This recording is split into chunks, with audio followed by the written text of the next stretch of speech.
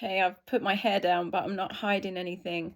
I did want to do a video on my travels. When I was a kid, we moved town quite a lot growing up, and I did live in a mobile home for a year and a half. And I thought it was cute, actually, just despite what the kids in school made fun of me. I thought it was cozy. I shared a bunk bed with my brother. And my mom was popping babies left, right, and center. I don't know what time of the day that was happening, but yeah, we've traveled somewhat. So we drove when I was 5 or 6. My stepdad, we took the car, drove to Dover in the UK, the south, and then got a ferry to France. And we drove from the north to the south, stayed overnight in a trailer camp, and then the next day continued down to Spain, and we stayed in Spain for 3 weeks. And I remember looking at the palm trees and feeling the sun and everything and thinking, yeah, this is me. This is where I belong. So came back to England, was so depressed, and thought one day that's where I'm going to be living. And and then my next trip would have been I think it was Tenerife with my brother. So my dad had to sign. My brother was 18, I was 14, and we went to Tenerife in the Canary Islands. And I knew that is where I wanted to be, in that region, somewhere in the Canary Islands. So I did end up living in Lanzarote for 6 years. My daughter was born there, and I met my ex-husband from Morocco, which is not too far. North Africa is not too far from the Canary Islands that belongs to Spain. So that happened. And while I was in Lanzarote, married to my Moroccan husband, obviously, we used to go to Morocco. And the first trip, we took the car because he wanted to get leather interior put in, and the leather was cheaper in Morocco. So we took the ferry from Lanzarote to Gran Canaria. Waited, that was 7 hours, and then waited 4 hours in Gran Canaria, and then another 7 hours to go to Leon in Sahara. And then we drove from Sahara 7 hours up to Agadir, Morocco, and we was there for 5 weeks, 4 weeks, about 5 weeks for Ramadan. The people are very good. The children are playing out on the street until 1 o'clock in the morning playing football. Nothing's going to happen to them. Safe, completely safe. The diet's incredible. The women were so strong.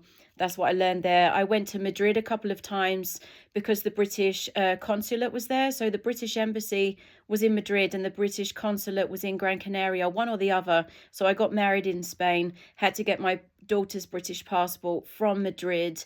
So that was a little bit of a travel. And prior to that, actually, I lived with a girl from Netherlands. And if you're watching this, you know who you are. And I went with her to Holland or Netherlands, and we had a blast. We was in Belgium every night partying in Ghent, spelt Ghent. We flew to Belgium. Family was lovely. Dutch people are really cool. So that was great. That was funny. I'm not going to tell everything. Don't worry. I'm not going to say too much on that. And where else have I been? So Morocco was interesting, and just up until 2024. So for a year and a half, 2023 until 2024 November, April 2023, I went over to Pennsylvania and I married my American husband. And I'm not going to go on into that too much because legally we're still married. So I'm praying for him. That's all I can really do. I'm not going to talk down or anything. There's two sides to every story in life. So, all I'm going to talk about is the positives that I've learned. And me and my daughter did take some time out.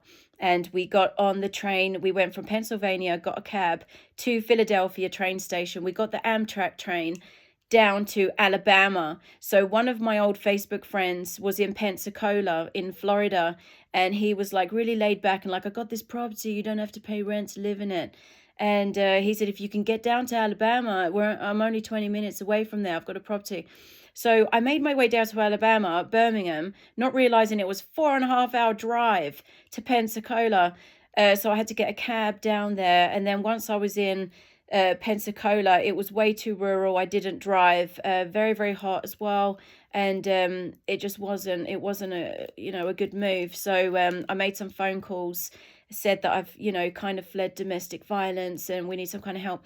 And I was advised to get to Orlando or Jacksonville, So we went down to Orlando and was renting a bedroom. And I have another friend who's probably watching this, and don't worry, I'm not going to say too much. But that was fun. We was in the hood. We was in Pine Hill in the hood. And another friend of mine who I met in Pine Hills, I'm friends with his mum, was like, this is not a good area for you to live. So I moved again, and then me and Asia, poor Asia, she's happy now, she's settled, we're both settled. But I do like a bit of adventure. So we did go from Pine Hill a little bit further out over to Spring Hill to my friend's house. It was beautiful, and she was great, Jamaican lady. And then we went from Spring Hill over to Sarasota for a couple of nights, kind of hit rock bottom, ended up in the Salvation Army down in Bradenton. And I was like, I've either got to go home. And so then we had to get a cab down to Tampa. And me and Asia got on the Amtrak train, went back to my husband in Pennsylvania.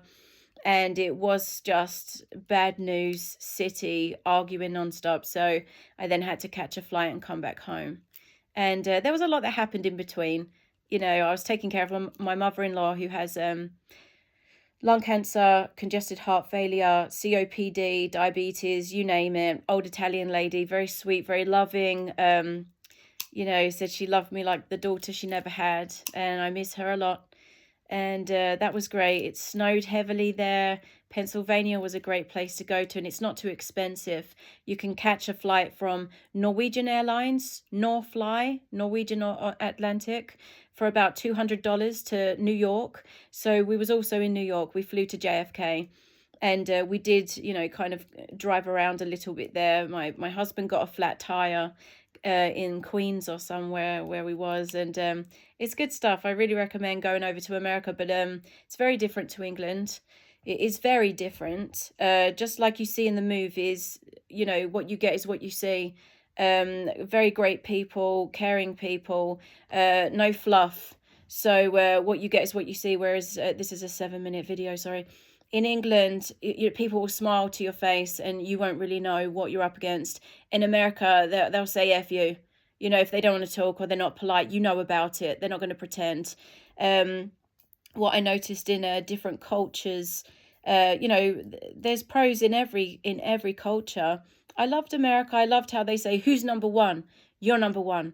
That's something that I hope that we can kind of start to say over here. And yeah, it was good stuff. So I really recommend getting out of your comfort zone. Sri Lanka was probably the scariest one, with the people not having arms and legs, the poverty. That was a big eye-opener for me.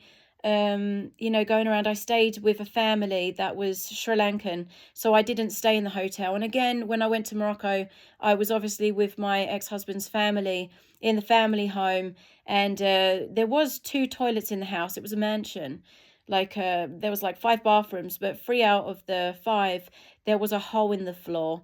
So lots of different cultures out there, a lot of different ways of living, and it changed me. It humbled me a lot. It was very hard, and they were very generous, more generous than I'd say English people can be, from different countries. And I really recommend it. I really recommend. One of my best friends now, one is Romanian, you know who you are, and one is Polish, amazing woman. And that's what I like. I like to learn. I like to sit with people from different countries. I want to know something else. I want to grow and I want to learn all the time for as long as I live. And I think that everybody should live by that.